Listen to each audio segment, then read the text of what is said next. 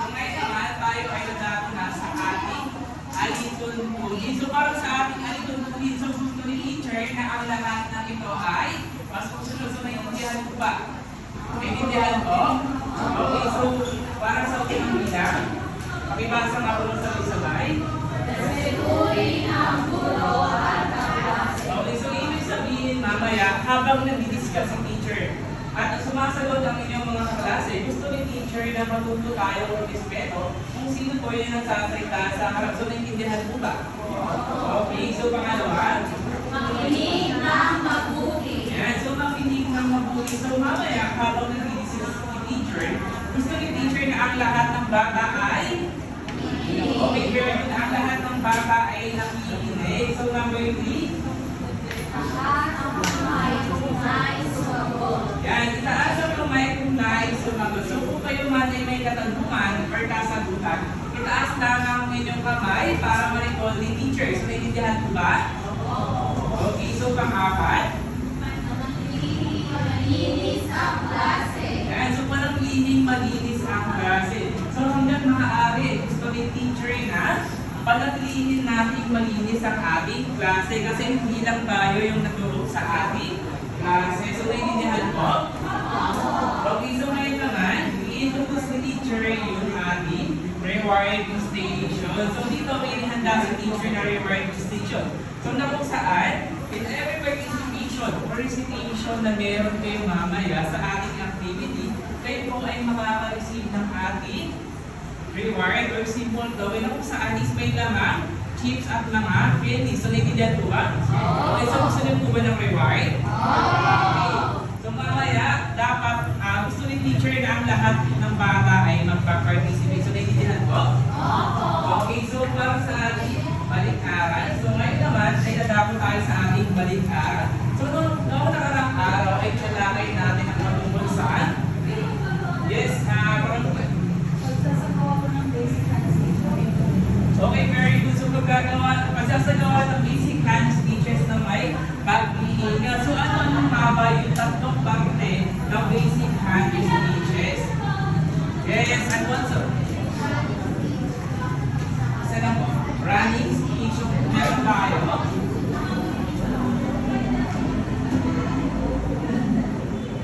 Ayan, so meron tayong running stitch. Pangalawa. Yes, lagi.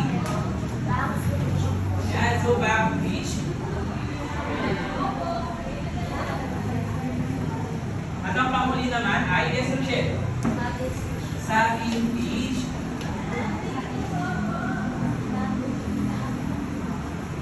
So sa malagay nyo class, may tanong si teacher.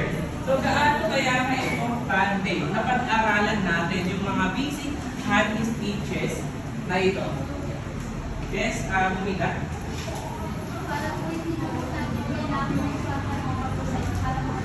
Okay, very good. So sa pamamagitan po ng mga basic hand stitches, natututo po tayo magtahi sa ating sarili. So sa pamamagitan po ng mga natutunan po natin ng mga basic hand stitches, hindi na tayo nagpapatahi pa sa ibang mga public or mananali.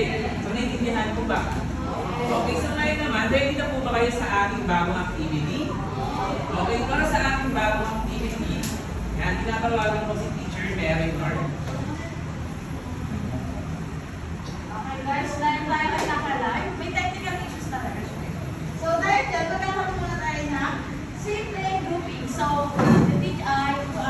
tatlong grupo, group 1, group 1, and this is the group 2, ayun dami nyo eh.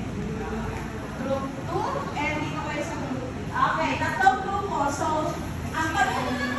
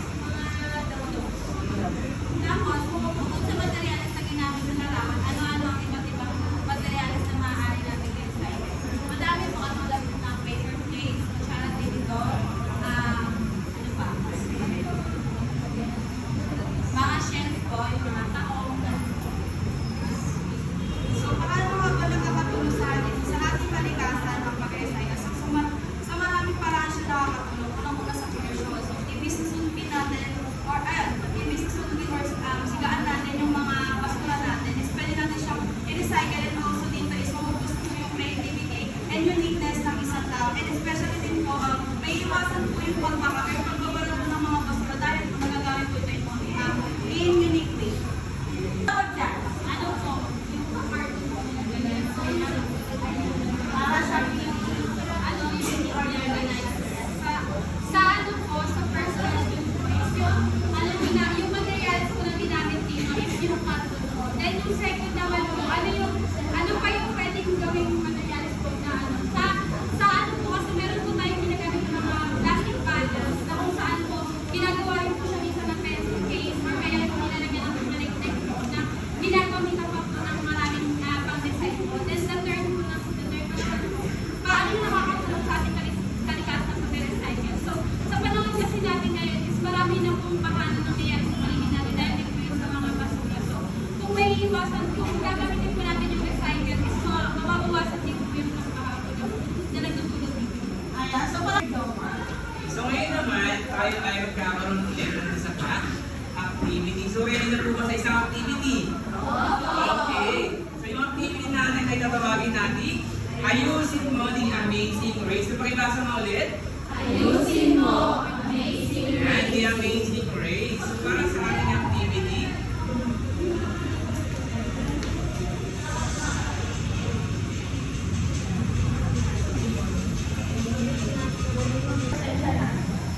pakibasa nga. Pagilihan ng kapakita-kinabang na bagay mula sa recycled material. Ayan, so recycled materials. Para sa inyo, ano ang recycling? Sino na nakakarinig na salita ang recycling? Okay. Para luman. Ano ang recycling? Yung recycling po para sa akin is ano po, paggamit, halimbawa po yung mga plastic po. So ano, hindi mo na siya once magagamit, kundi pwede mo pa siyang paglayaanan or paggamit ulit sa susunod pa. Ano ba? Yung recycling po, ito po yung proseso natin kung paano natin i-recycle ang isang bagay. Ano ba? Very good. Juliana. Sige. Kayo pinagalaman mo yung mga bagay na in-display na tapon mo na napapakinabangan mo pag pinuha mo. Tama. So, ang recycling natin ay... Ako nag-report. Okay, pakibasa nga mo lahat.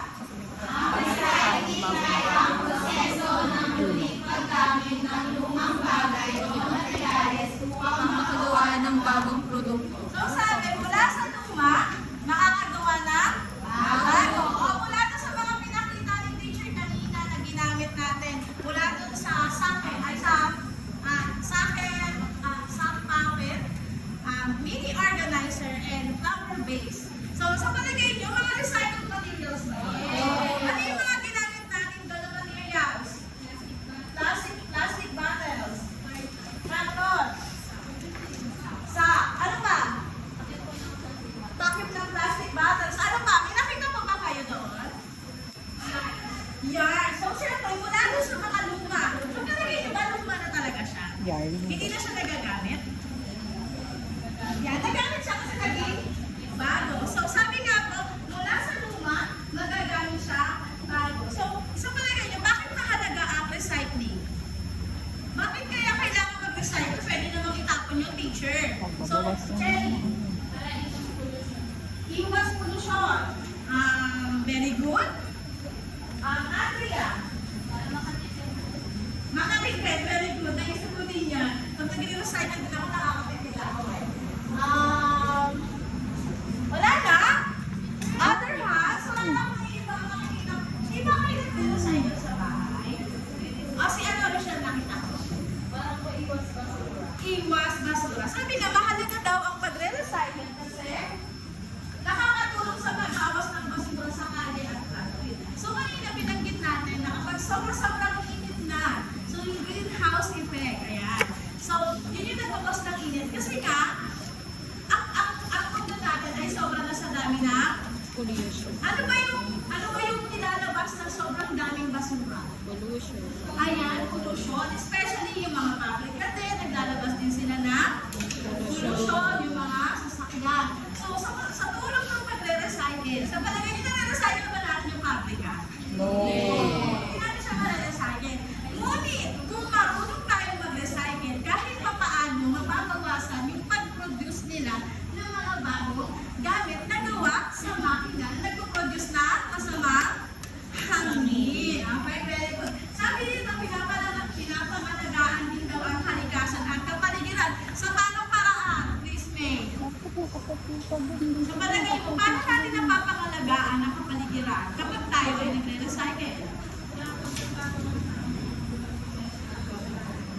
Very good. Ano pa, Sharpen?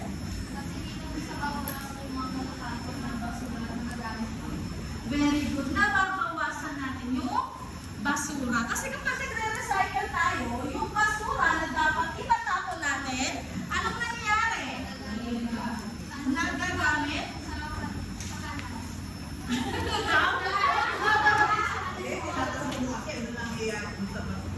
Apa, anong nangyayari doon sa basura na dapat itatapon natin?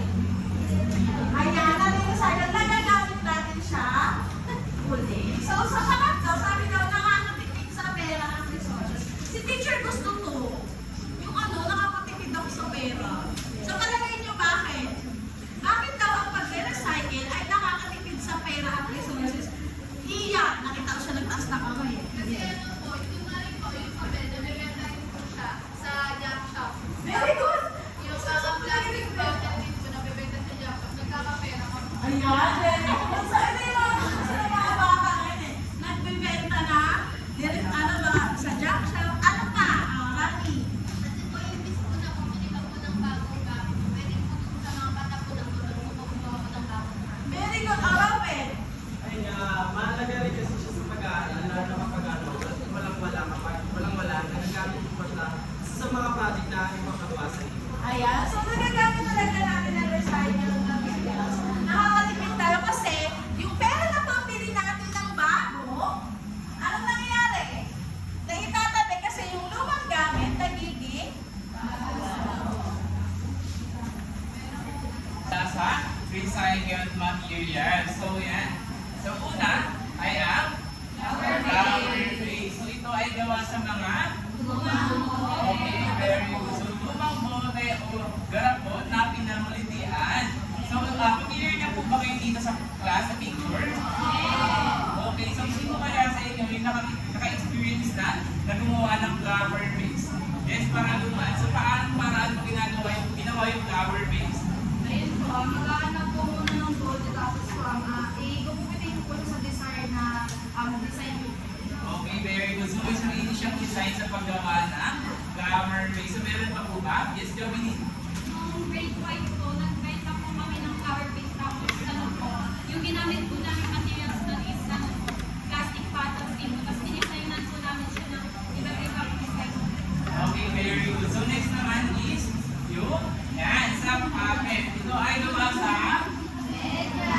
medyas, papel, sinulit, or botones. So familiar po ba kayo yun sa picture? So nakagawa na po ba kayo ng ganitong sa papel? Okay, so sa paanong paraan mo kaya ginawa yung sa papel? Yes, sure, Pep.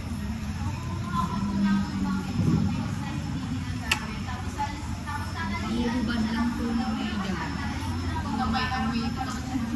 Okay, very good. So, meron pa po ba? T-shirt? Yes, Rochelle? Okay, so, dahil dyan, next na tayo sa pangatlo. Yan. So, we have mini organizer. Yan. Ito ay gawa sa mga karton, bote, or lata. So, ibig sabihin, posible pala tayo makagawa ng mga ganitong materials na gawa sa mga lumang bagay. So, na-experience na nakagawa na po ba kayo ng ganitong bagay? Okay, so dahil dyan, excited na po ba kayo sa ating activity mamaya? Okay, so dahil dyan, tinatawagan ko si